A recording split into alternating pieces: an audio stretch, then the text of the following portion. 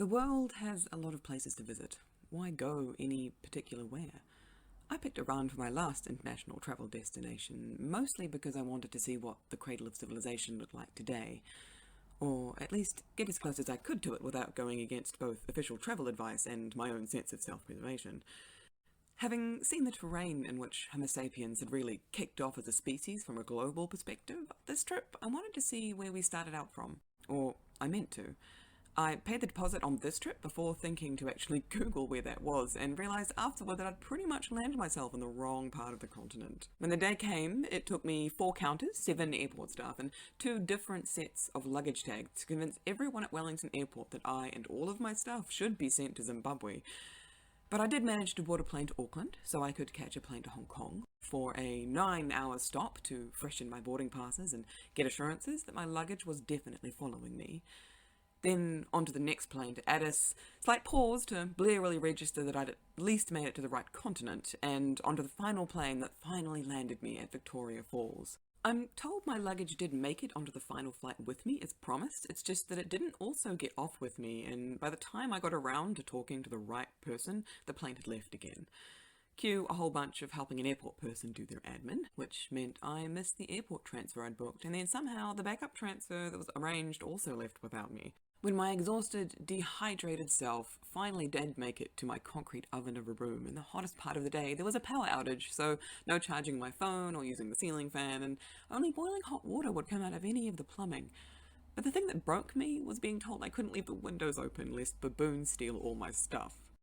I went to bed at 3:30 p.m, pretty convinced I was going to die of heat stroke while sleeping off the 30+ hours of travel time.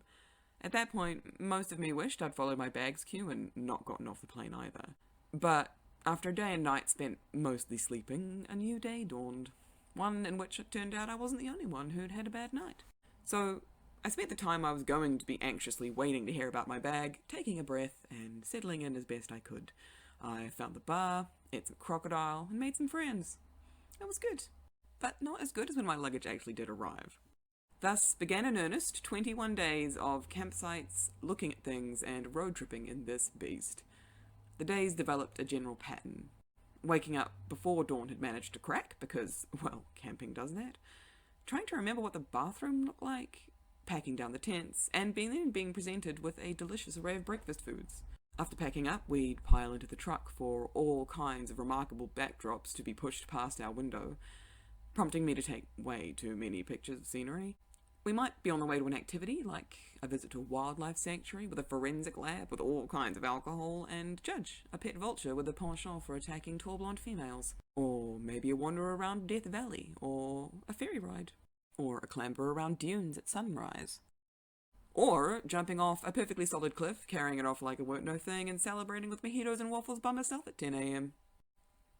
But after that, we'd pile back in the truck and blow past more scenery. In time, we'd stop to stretch our legs, sometimes looking at something in particular, like a wrecked ship, or a big old tree, or the physical manifestation of a conceptual measurement tool, or a clay flat that reached out well past the horizon. Or where a Portuguese guy put a cross in 1486, which incidentally reeks of the perpetual death of a third of the seal pups that live in the colony there. Yes, seriously, it was disturbing. But apparently fine, and it was included in the Swakopmund Museum's diorama.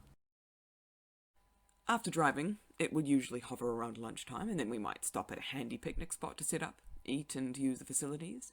Or there'd be a town and a bit of sign spotting. After the last leg of driving for the day, we'd arrive at the next campsite, pile out, and get on those tents. When there was nothing particular on the pre-prandial agenda, you might fill in a late afternoon with a trek from the camping area to the campsite bar to try your luck on the Wi-Fi, just so you could assure your loved ones you hadn't yet been eaten by a territorial hippo. But you'd always make sure you got back in time for the freaking delicious dinner. That was the general pattern, the rhythm arranged around the melody of the featured activities. Like the sunset walk around Fish River Canyon, which I was told was the biggest canyon in the world. I was introduced to the idea of the living museum by the Ju Huanxi, a museum that isn't a collection in a building, but time spent with people keen to share their culture with you and talk you through a little of the ways they understand life, how they had hunted and made fire, how they find water and dance. We went spying on suspecting and unsuspecting animals alike via game drives with fancy tea stops, riverboat cruises with open bars and nature walks. Eyes peeled for signs of notable animals going about their business.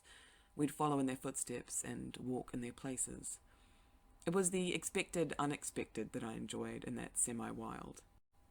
Hey, over there, do you reckon that could be... Oh, no, that's a rock.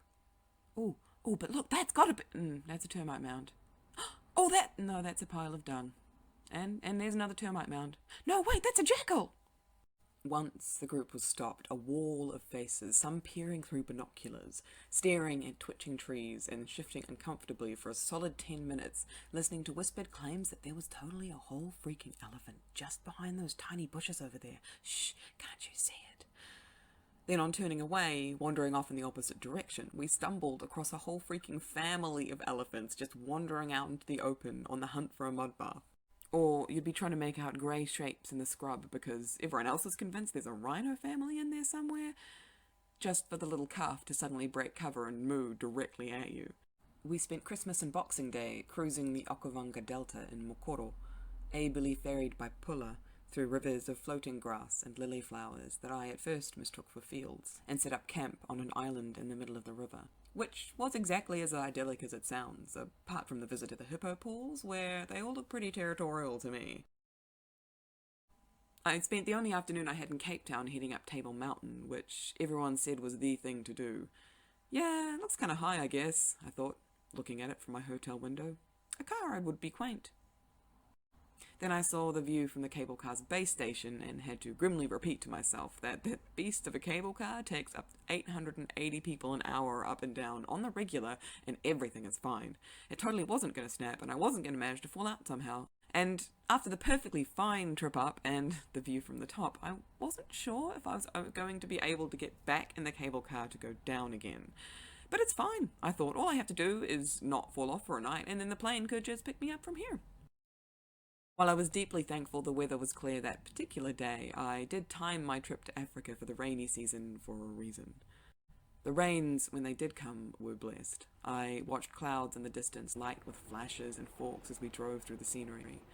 A few times the heavens opened directly overhead and poured out heavy, drenching rain, haloed in lightning amidst eruptions of thunder that rolled around the expanse of the open sky.